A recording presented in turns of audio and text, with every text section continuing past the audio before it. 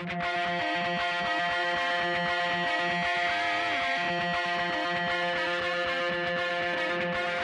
listening to the Roofing Success Podcast, a show created to inspire roofing contractors to achieve optimal success in their roofing businesses. I'm the host, Jim Moline, the co-author of the book, Internet Marketing for Roofing Contractors, How to Triple Your Sales and Turn Your Roofing Website into an Online Lead Generation Machine. I'm also the co-founder of Roofer Marketers, the digital marketing agency for the roofing industry. On each episode, I'll be sitting down with industry leaders to talk about their processes, the lessons they've learned, and how to find success in roofing. Hey, welcome to another episode of the Roofing Success Podcast. As always, please share, please subscribe, please comment, please leave a review. All of that really helps get our content out to more and more people. Man, I'm excited today. I feel that, in our digital marketing agency, I feel that our best clients are the clients, the roofing companies that have the ability to turn one deal into many. And really, that's probably what the most successful roofing companies, out there probably have that same ability, right? It's probably not just our clients, and so that's such an important part of your business and what gets overlooked so much. We get focused so much on the deal that's in front of us, the job that's in front of us, and forget about the opportunities that are also available there. So today we got the great Matt Danskin from Restoration Referral Systems on with us to have this conversation. He's an expert in developing those relationships, especially with insurance agents. Matt, for those of on our audience that don't know who you are, give us a little intro. Yeah, I appreciate that introduction. I myself was working as a roofing project manager, selling jobs, building jobs, and always on the lookout for creating more jobs. And I've started Restoration Referral System about a year and a half ago. It's just been awesome being able to share the things that I was doing to be effective with other people and being able to see them do those same types of things in their business. Yeah, that's awesome, man. And so we were talking the other day, and we were talking, when I saw you down at Win the Storm, and yeah. This is just such an important, it's such an important piece of the business that I don't think gets talked about as often as it should. And that is multiplying your customers. And you were telling me, man, that people just miss the opportunities, right? There's so many opportunities for them to develop referral relationships. What are some of those opportunities? I would say, obviously, insurance agents are the area that I focus on. I think that's one of the best opportunities out there. Realtors are another popular referral partner. Home inspectors who may be looking at a lot of properties, but aren't experts on roofing and they don't necessarily want to get on a roof are great partners. And really, I would say subcontractors that are doing any scope of the job that you don't do. If you don't do windows and you run into a window contractor, they probably don't do roofs, right? If they're just a window company, that's a great referral partner. Really, anybody that is dealing with the same types of customers that you are. That has to build trust to be able to sell them. If they've already done that with a client, then it's really easy for them to transfer that trust to you and vice versa. I think that's a great point right there, is that they're transferring the trust, right? In these referral relationships, man, that's the key component. It's the transfer of trust. Yeah. People definitely trust their insurance agent or their realtor or a contractor that they're already working with that did good work for them. Like you said, a window contractor, even if they only do siding or something, or a deck builder, right? There's so many opportunities. So how do you get in touch with these people? What do that window contractor that you come into contact with, how do you start that conversation? I think there's a lot of ways to do that. I always try to go with the most organic approach that I possibly can, right? And that's usually the customers that you're already dealing with. those customers that you're dealing with deal with other types of people.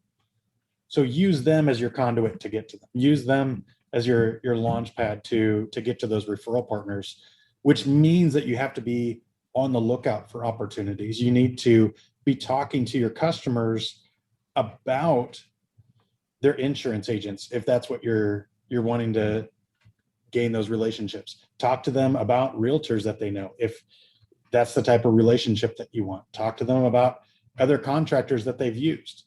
You know, I've had where we just had a shortage of siding contractors to do that, and I started asking customers about siding contractors and found a ton of them after I'd already asked all my roofing buddies, and they didn't have anybody, or at least nobody that they were going to share. But those customers did. Those customers did. That's a great, that's a different way of looking at things, right? Is the customers that you are acquiring in your business have potential referral relationships for you, not just referrals for you. They have potential referral relationships for you that could lead to multiple referrals over time, right? Yeah. That's an interesting conversation. So, now you're at the kitchen table with someone, or it's you're building the roof. It's production day. You're building the roof. Is that where you're trying to have those conversations? When are you kind of slipping this in, or when are you looking for the opportunity to ask those questions? I would say start early. I start a lot of this process. I start in the first conversation, maybe even before you do an inspection of their home, because I want to acquire referral partners from that customer, whether that customer has damage or not, whether that customer signs up with me or not. I've had a situation where I talked to someone about their insurance agent as I was, before I did their inspection. They did have damage. He was almost sure he was going to sign up with me. Just wanted to double check with his wife. Well, his wife's best friend's boyfriend was a roofer. That's what I didn't get that job, but I did get about 30 jobs from his insurance agent. So who cares about his little roof, right? Like, so I want to, the earlier you start, the wider net you're going to cast, because you're going to have more potential referral partners to go after. But then you do need to continue all the way through, because sometimes those customers, those aren't going to open up their connections to you. Yeah. Until you prove that you're doing a good job. And so that's okay. If I have to wait for a month or two to, when I finish this job, to get that referral partner, that's okay. I'm going to get that referral partner. That's right. Sometimes you have to prove your worth and continue until, really doing it at every piece. Yeah. Sometimes you have to prove your worth, right? You have to build that trust with that homeowner. I was talking with another person on our podcast about this specific thing. And it was, when you're asking for referrals, if you don't have that trust, what kind of referral are they going to give you? Right. Right. Yeah. And John, the Roof Pro, is who I was talking about that with. And he's he's really good at getting that, those referrals in also from the homeowner. But he's like, well, they're not going to give you their best friend before they have that level of trust with you. Right. Sure, like, sure. Maybe they'll refer you to that siding contractor that did a job for them a few years ago, right? They don't. Yeah, there's no blowback from that, right? So that's a different position in that regard. So let's talk about that. You said that that was a job where you didn't get the job, but you got 30 referrals from their insurance agent, right? Yeah. So this is that big picture that people miss a lot of times. So what, through your career and through some of the people that you're working with, what are some examples of this in action? I think the big difference is changing your perspective and seeing the opportunities that's there. It's like when you go buy you buy a red Camaro, right? And you want the special red Camaro that nobody else has. Well, as soon as you get it, you start seeing red Camaros all over town. Yeah. Right. And it's because you started noticing them. Yeah. And really the big shift is that once you recognize how to capitalize on these opportunities, you start seeing them everywhere. I've got clients of mine that have literally gotten insurance agents like pretty well sold at the gym, in the grocery store, like, in like these random places, because once you know how to do it, it's just automatic. But really what this does, and you started off by kind of saying people are so focused on this one deal that they don't see all these other deals out here. And I know we've talked at length about this topic. So I know we're kind of in agreement about this, but I would say the way I explain it is almost the reverse, in that they're so focused on, I got to get all these deals, right? It's like trying to catch a school of fish, and you just go scare them all off because you're running around chasing everything, instead of just going, I'm going to do a really good job right here. Yeah. And I'm just going to wow this customer, and I'm just going to do such an amazing job. And then I'm going to make this customer turn into 4 more customers. And then I'm going to make every one of those 4 customers turn into 4 more. And so it's, I talk to guys all the time that are like, I don't really pay attention to my builds as they're going on, because I'm out knocking doors. And it's like, all right, well, if you could have hung out at that build, hardly did a thing, pick up some trash when it starts blowing away, show some FaceTime to the customer, and they're probably going to refer you more customers than you would have knocked on doors, than you would have found knocking doors all day. Yeah. So I think it's almost, you have to focus on that one deal, and that is going to produce the results that you want, instead of just going, I can't focus on this customer because I have to go out and get another one. And then your customer service drops, your quality of work drops, everything drops, and then you can't figure out why you're having to work so hard to get every one of these deals. That makes perfect sense. Yeah, that makes perfect sense, that you're chasing the next one and chasing them away. And that's what you kind of talked to me about this. You had the like slow is smooth and smooth is fast, right? Like you got to get in this groove and know the things that you have to do, the details along the way that you're hitting on, making sure that there's a quality build, being there on production day, doing all of these little things like you're saying. Yeah. And that leads to the referral business. Right. Yeah. I mean, to that point, I talked to a lot of guys about their inspection process. Yeah. And a lot of people are like, yeah, my inspection takes 5-10 minutes. Okay, cool. Why don't you take 40 minutes to do that inspection, and take 200 pictures, and take photos of everything, whether it's part of your scope or not. Take photos of everything, whether it's damaged or not. Do it in the same order every single time. Do it with good equipment. Maybe fly a drone. Just blow these people's mind. And then they see you as a professional, not as some slick car salesman that hopped up on the roof, said, yep, there's damage, hopped back down and said, here's my contract, sign it. Those things, it seems like a waste of time, but I already had to drive out there. I had to talk to the customer. Not that you have to, but it's that's a good thing, right? You've already spent time talking to that customer, driving out there. You're doing an inspection. You're doing all this work. Do it right, and that's going to build so much confidence with the homeowners, with the property owners, that it makes everything else easier. Otherwise, I save 5 minutes here, but then I have to sell them, like hard sell them for 30 minutes so that I can convince them to file a claim. Whereas if I just did a really professional job on the front end, got really good documentation that builds trust, that's going to save so much time. I'm going to have so many fewer deals flip on me, to somebody else, because they've seen that you've invested that time. If you go out there, and I've literally watched other roofers, when I'm in the neighborhood, that throw their ladder up, walk to the top of it, not set foot on the roof, just look at the shingles and go, yep, there's damage. Maybe snap a couple pictures, and then come back down and go, yep, you need to file a claim. Here's my paperwork.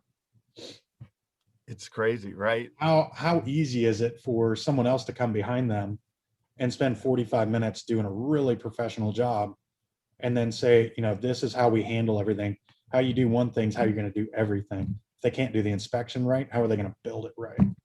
It is kind of what's going on in the customer's head. So really setting that precedent from the beginning, right? And building that professionalism, building that confidence,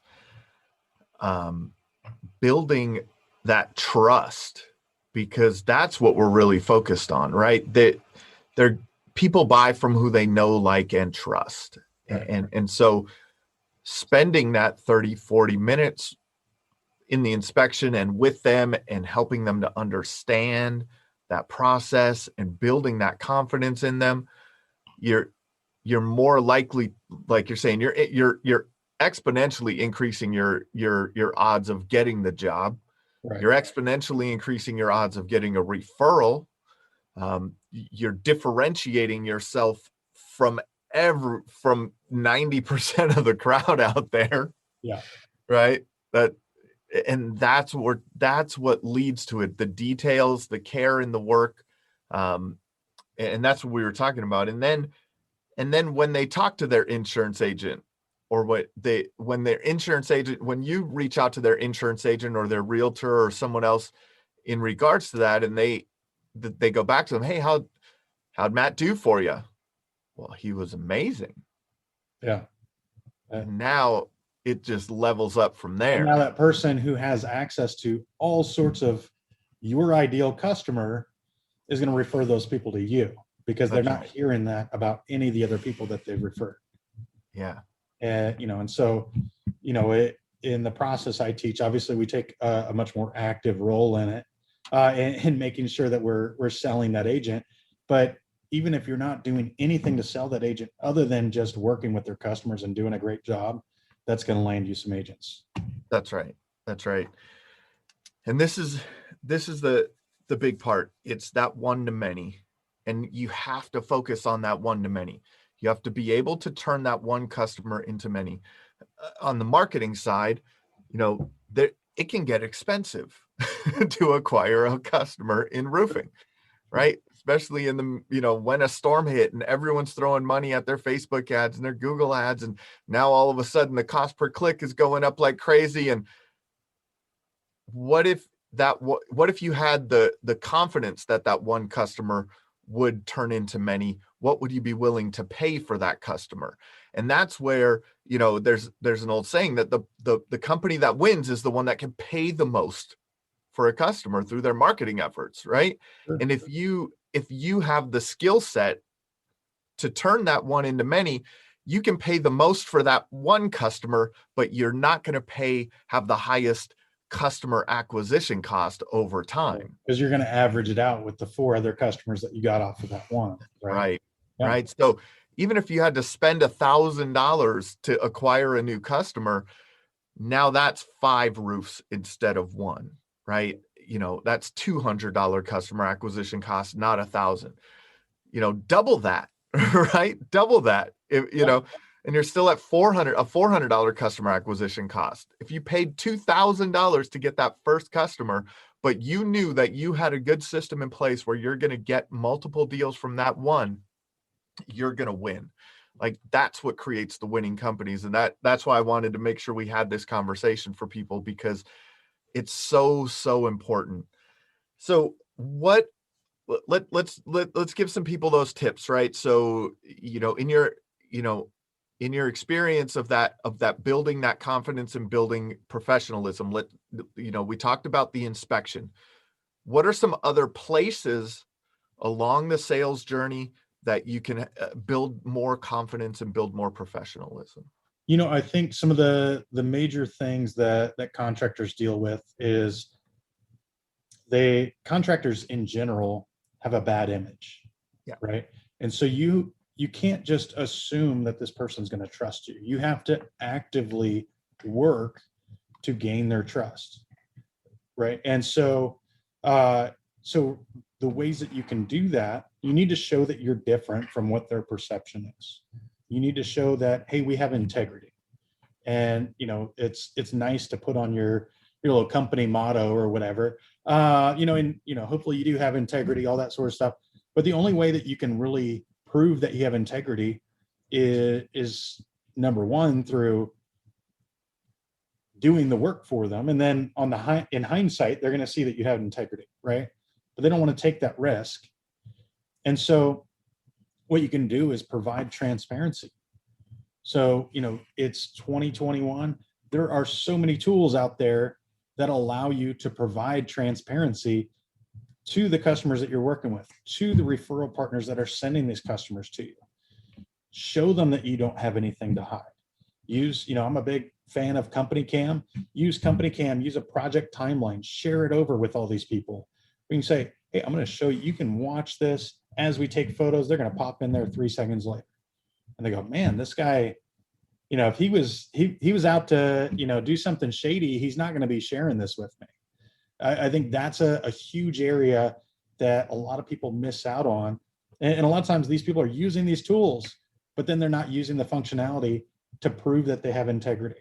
And a lot of people think, well, I've got integrity. I don't have to prove it to anybody. Well, yes, you cool. do. Yes, you do. That's the short answer is yes, you do. Unless you don't want business, you do need to prove that you have integrity. And if you are that guy with integrity, then that means things are going to be easier for you to win this stuff if you leverage that. If you don't have integrity, you can't leverage those things. They are at a handicap against you. But you still have to leverage those qualities about you.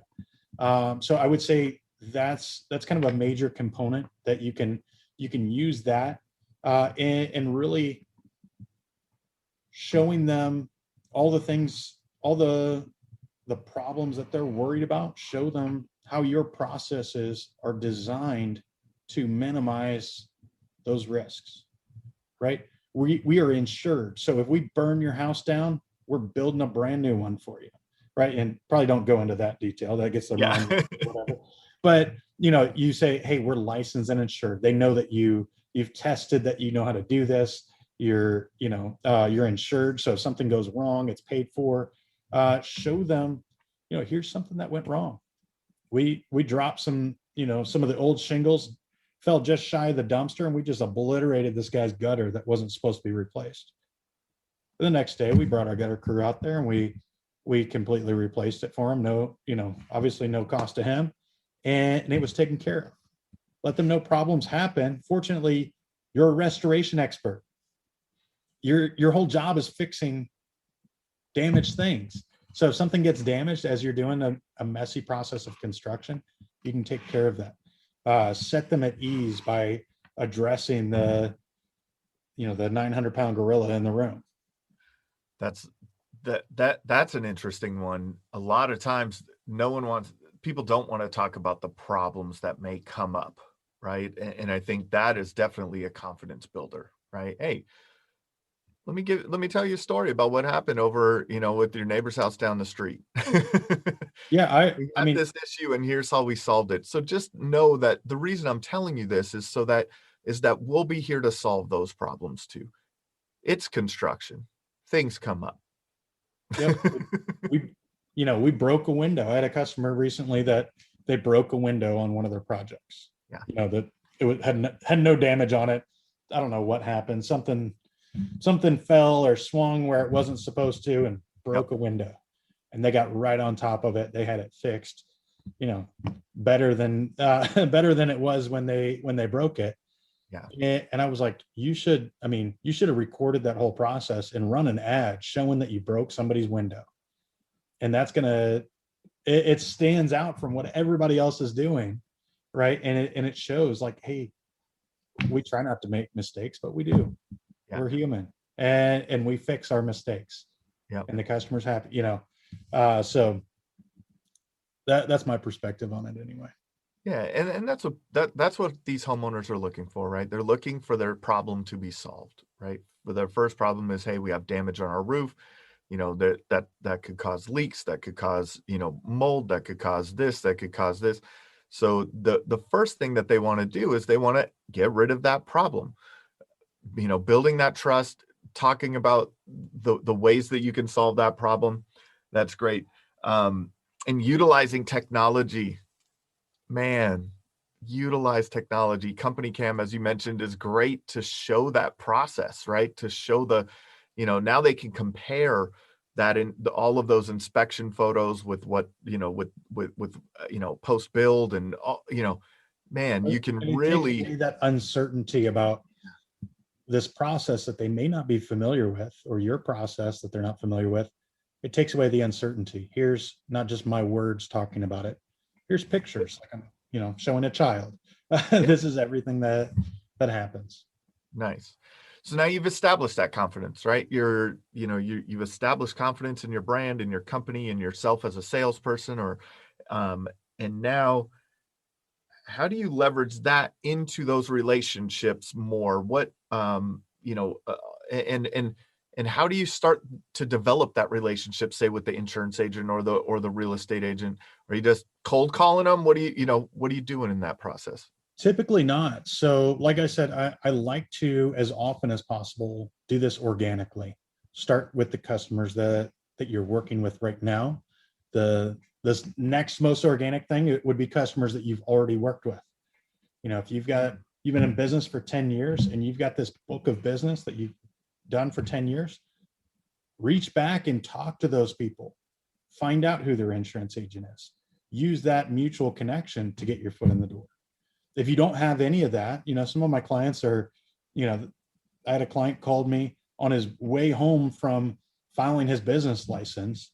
He didn't have any past customers, right? And so you can do this as a cold outreach as well. But you're going to, the most effective way to do that is to first examine what they want from you, how you're going to deliver those things that they want, and how you're going to convince them that you're uniquely capable of fulfilling those things that they want. You break it down to a real low level. That's it. And there's a number of ways you can call them. You can stop in. You can shoot them an email. I think is not super effective in this area. I would say if you do an email, you do an ad, that sort of thing for a insurance agent relationship, you're selling the appointment. Don't try to sell the relationship. It won't happen over an email or over an ad or something like that. You may be able to get them to start some action to meet with you, but it's a high level decision, right? They're going to want a deep connection before they change what they're doing to start working with you. And then, obviously just selling them on your ability to do all those things that they need, that they want. What do you see are some of those needs in insurance agents and real estate agents and these other, other potential referral partners? What are some of the things that they're looking for, those hot buttons, right? So I actually just kind of released a little mini course on this. Okay, cool. Yeah. And so I love talking about it. So I've identified 6 things from least important to most important is convenience, integrity, customer service, quality work. And these are going from least important to most important here. Yep. More important than any of those things that you're doing from the customer, for the customer to the referral partner, is client retention. They want to keep the customers that they've got. That's right. And the number one thing is new business. Most of these, insurance agents, especially a lot of referral partners that you're dealing with, they're a good referral partner for you because you deal with the same types of customers. You're a good referral partner for them because you deal with the same types of customers. And so if you can mechanize a way to fulfill that need of referring them business, it's game over. Most people aren't paying attention to that. And so if you can be very good at that, and that's, kind of part of the secret sauce that we Yeah. provide at how we do that. But that's just a general principle. If you can fulfill all those needs, especially the more important needs for them, better than anyone else, it's the foregone conclusion that you're the guy. Yeah. Yeah. And who would you want to refer someone to, right? You would want to refer someone who was going to make sure that the person you referred had a great experience, right? They were communicated with well. They were, they got a good product or service in the end, right? All of those things that you would look for when you're referring someone, right? You would like, man, I don't know, should I refer someone to that company, to that dentist, to that lawyer, to that, right? Any referral relationship is going to be very, very similar in those regards, right? Figuring out what you want to accomplish in the end. One thing that was interesting that you said, though, is that what can you bring back around to them? What's in it for them? With them, right? Right? What's in it for them? Like everyone it's all about what's in it for them, right? You want a relationship with with these referral partners for your benefit, right? So you're bringing a mutual beneficial relationship in that situation. And sometimes that can be just providing such a good experience for their clients that their clients want to continue to work with them because they become that trusted advisor. But sometimes it's beyond that. Now you're bringing them actual business, right? Yeah. So Yeah. And like you said, it can be as simple as if you just you're convenient to work with, yeah, you have integrity, you do good customer service and quality work.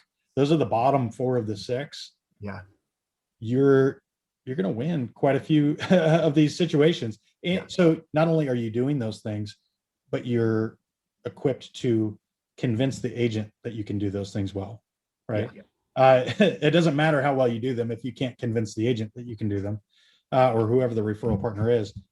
But then when it comes down to it, if you were so in all those areas, but you helped them keep their customers and you brought them new customers, you're going to mop the floor with that other guy who's actually running a better business, right? If you look at it that way. But ideally, of course, you want to be doing all those things well, as well as you possibly can. definitely. And those, but those relationships, keeping in mind the long-term benefit of these relationships, right? And making sure that you're satisfying those. We talk about being omnipresent to your perfect customer, right? In marketing, right? And one of the things that you can become omnipresent to your potential referral partners too. So you can, through your social media efforts and things like that, get in front of these people more often. You had said, you could cold email them, or you could do this, or run an ad, right? There's ways that you can run ads to so that these insurance agents see you all the time. These realtors see you all the time, and becoming known to them, right? First of all, you have to become known to them. And if you become known to them through a mutual relationship, a mutual customer, that's one way to become known to them. Sending them a cold email, a Facebook message, a message on Instagram or LinkedIn or any of these places. That's a way to get, to say, hey, I'm here, right? I exist, right? And this is what we do. But then you have to change the conversation, right? You need that introduction, but then you have to change the conversation into those benefits, right? Into how you can benefit that relationship, how you can add value to that relationship. That's great. So what about now, in the long run, how do you maintain these relationships? Is it just through the work? What are some tips that, because, maybe it's an insurance agent that only refers you a deal, once a year, and you kind of forget about them, right? Like, Sure. how do you stay in front of these people so that you're top of mind to them after Yeah, you? I'm a big fan of automating a lot of that follow up. Okay. Building out systems, whether that's through email, text messaging, reminding yourself to call them, whatever it is. Automate those things so that you've got a set schedule that's gonna run when you start this relationship. Day one they're getting this, week one they're getting this, month one, month three, month whatever. So you stay in front of them, but and then also give them relevant stuff. Hey, we just had a hailstorm that hit these areas. And so here's a map of what that is. Here's where you can expect customers to be calling in. This was what, the data that we've got, and that's a reminder that you're there. Obviously at a critical point for a roofer. So I think that can be a good way to stay in front of those people. I'm not a fan of the like route marketing that a lot of people do, where they're driving around town dropping off donuts and Yeah. jars of candy and all that crap that is basically just a substitute for actual value, right? So I think it's I like to say there's nothing sweeter than another roofer's donut. When you're actually providing all those needs and you're sending them business, you sent them a customer that they're going to make $1,000 a year on. Yeah. Versus a guy that brought them donuts. He'll go buy his own donuts, right? Like, it's kind of a no-brainer. So I think doing those things is really the best way to maintain the relationships, that it continues to be a win-win thing for them, that they're getting what they want out of the relationship. They're not gonna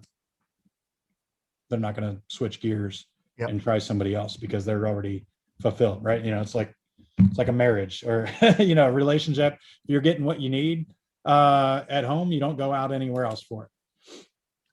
So I've I owned real estate and mortgage businesses in the past, and there's always a mutual beneficial relationship between mortgage people and real estate agents and things like that. But a lot of times it's more one way. Like a real estate agent brings buyers and to a mortgage person. Right. But mortgage people, it's more rare for them to find someone to pass on to that realtor. Because the buying process usually doesn't start at the bank. They go and start looking for homes first, right? And then they go, oh, what do we qualify for, right? So, and I found in a lot of those relationships, it was a little more one-sided in that passing of referrals, and it would probably be similar, right? And you don't think so? Nope. No. Nope. That's a very common misconception, though. Yeah. And that is what most people think, is that the opportunities to refer customers to an insurance agent are rare, or that you get spread too thin. Yeah. And really, this is one of those things that once you start looking for that red Camaro, you see them everywhere. Yeah. And it doesn't matter if this person has damage or not. It doesn't matter if this person signs your contract or not. If you are engaged with this person about their roof, about their home, you can, by asking the right questions, you can uncover that opportunity to either use that customer as your foot in the door with an agent, or use that customer as currency to exchange with an agent. Ah. And so, it's one of those things that if you're looking out for those opportunities all day, every day, that's top of mind. They're everywhere. Man, we printed up T-shirts. I think you saw it when the storm.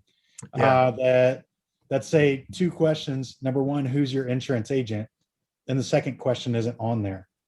And I've had clients responding back now that people go up to them and they go, "What's the second question?" And they go, "Well, what's the answer to question number 1?" "Oh, it's Joe Schmo." Okay, what do you think of Joe? And now you're in a conversation with a stranger, like I said, in the produce aisle, about their insurance agent, and you can start uncovering those opportunities. And so this really is a huge reason that we're so effective, is that most people don't think that this is something that they can fulfill, and so they don't even try. They may refer one customer a year to these agents that are sending them 20. Yeah. And so it makes it really easy for the guy who can refer that agent 50 customers a year to come in and steal that roofer spot. So now on another part of that seems like it may be a challenge that I'm sure you'll have some insight for, is now you have, 10 insurance agents that you're working with. Mm-hmm. Now, how do you choose who you're sending the referrals to? Again, it's an abundance mindset. Yeah. It is. And ideally 10, you're thinking 10, that would be really great. And a lot of roofers like, man, if I could have 10 insurance agents, I would have it made. And you do.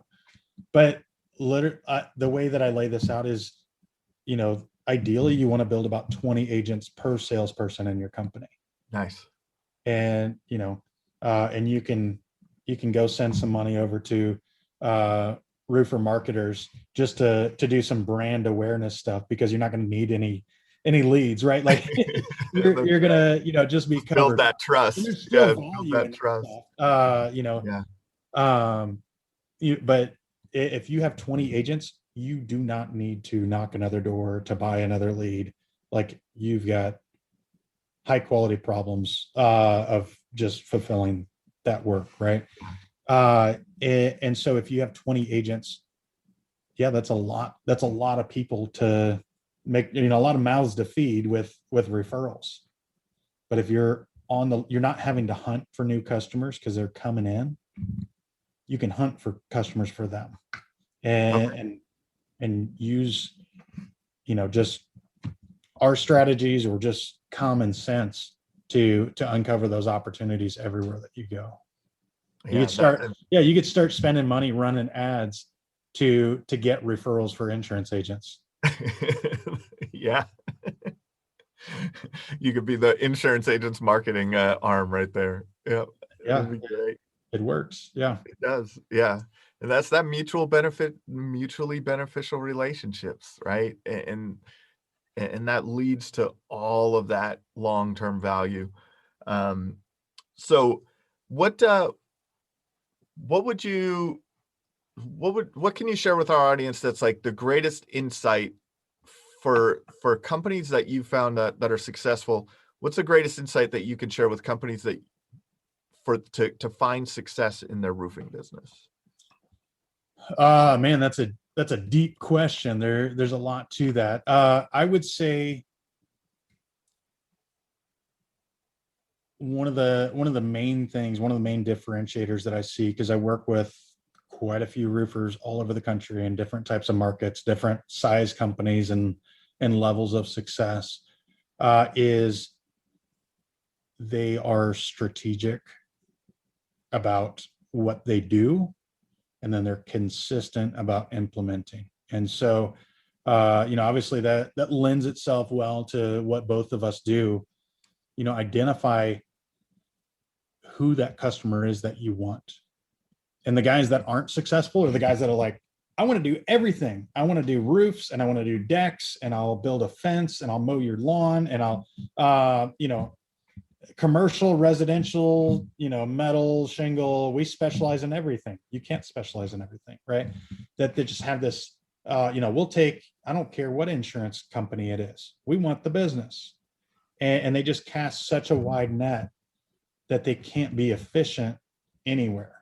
And so being strategic and saying, you know what, we've tried a number of different things. This is where we're most effective. This is where our highest profit margin deals happen. Here's, how can we replicate that? What are the activities that we can do to replicate that? There's so much in online marketing that you can focus on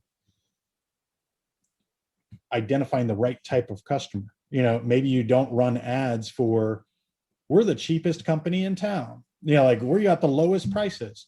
Well, what kind of customers is that going to bring you? Right? Like, and so you be strategic about, we're the highest quality. We are professional. we've got integrity. We, whatever those things are. And that's my mindset. Some people want to be the cheap guy. Cool. Have at it. We'll compare bank statements at the end of the year, right? Between the guy that, sells on quality and the guy that sells on price. But I think being strategic about it, here's what we want, and then putting a plan in and executing it consistently. Everybody in the company knows what that plan is. They're all going forward with it. And you can make tweaks and changes to it if everybody's doing the same thing. If everybody's just out there running around doing whatever, you can't identify, well, this could be optimized. This can be improved, because there's too many variables going on. So I would say that's my gold nugget for anyone that wants to listen, is be strategic about what you're trying to accomplish, what part of the market. And I would say go be very successful in one part of the market before you go try to do 10 other things. And implement it in a way that you can optimize. Awesome. That's great advice, Matt. How can our followers find you? The easiest way to find me is on our website, restorationreferralsystem.com. They can find me on Facebook, on our Facebook page. They can reach out there. And on our website, one of the easiest things to do, like I said, we want to be convenient, is they can schedule either a phone call or a Zoom call if they want to talk more about what I do and see if it's something that makes sense for them. Awesome. This has been another episode of the Roofing Success Podcast.